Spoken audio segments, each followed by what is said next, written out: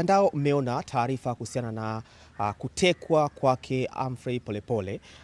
Familia imesema hivyo, lakini jeshi la polisi limeshatoa taarifa yake kwamba huyu mtu wanaendelea kufanya uchunguzi na tukio hilo, lakini ndugu wamethibitisha Humphrey Polepole alikuwa anaishi mtaa huu, na hapa ni nyumba ya tatu, 1, 2, 3 ile pale, lakini nyumba hii mwanzoni kabisa hapa pana fensi ya kuingia huku, na nimezungumza na baadhi ya watu kadhaa ambao wanapatikana katika mtaa huu kueleza geographical location ya eneo hili, lakini pia kuangalia usalama ukoje. Wengi wanasema eneo lao usalama ni wa uhakika masaa 24, lakini pia tumezungumza na baadhi ya watu ambao hawakutaka kutaja jina lao, wanasema majira ya usiku walipokea taarifa ya kwamba kuna nyumba imevamiwa, na baada ya hapo waliamshana kwenye grupu lao la huu mtaa mzima.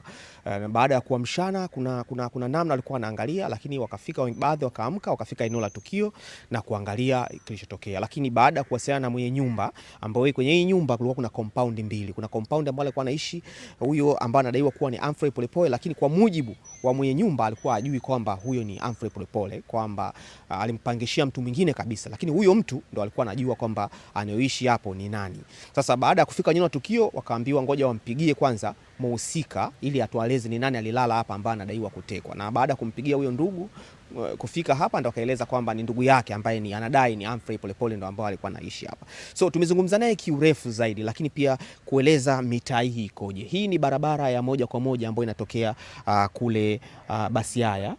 Inatokea Basiaya ambao ni mtaa wa Tanzanite. Huu ni mtaa wa Ruby ambao unaunganisha kwenye hii nyumba ambayo tumeona hapa, tutakuonyesha matukio kwamba namna nyaya zilivyokatwa na alivyoweza kuumizwa na kutolewa nje. Baada tujajua ni nani huyo, lakini taarifa zinazodaiwa ni kwa familia ni Humphrey Polepole, lakini pia kwenye upande wa jeshi la polisi wanasema bado wanaendelea na uchunguzi. Na majira hii ya saa 8 jeshi la polisi limetoka maeneo haya kwa ajili ya kuendelea kufanya uchunguzi zaidi. Jina langu ni Yasini Ngitu ambao nakuletea ripoti hii na kuunganisha na baadhi ya watu ambao nimezungumza nao ambao walipenda Naishi mtaa gani?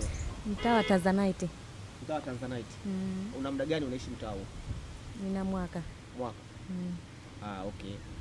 Jana kuna tukio limetokea, aliyekuwa balozi wa Cuba Humphrey Polepole, si kama umewahi kumsikia au umewahi kumsikia.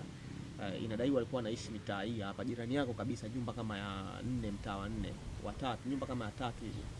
Na jana tunasikia ametekwa. Umewahi kumsikia hizo taarifa? Hapana, anaitwa nani? Humphrey Polepole. Hilo jina nalisikiaga, lakini nilikuwa sielewi kama anaishi mitaa hii. Okay. Na hizi taarifa za kutekwa hujasikia kabisa? Bado sijazisikia. Sio sababu nimeshinda tu ndani humo, sijatoka kwenda sehemu yote nikazisikia habari hizo. Okay. Na hali ya usalama katika mtaa hii ikoje? Hali ya usalama iko vizuri tu. Labda ndio hivyo unavyoniambia hizo habari za matukio tena ndio kinachonishangaza. Na hali ya usalama kwamba huku usalama wenu yani kuna sungu ama kuna watu wa security au kuna walinzi. Ina maana sasa ndio maana nanipa taharuki, ndio ina maana walinzi muda huo mpaka matukio ina maana walikuwepo au hawakuwepo. Ndio hapo najiuliza kwa sababu kuna walinzi kila siku. Kuna walinzi.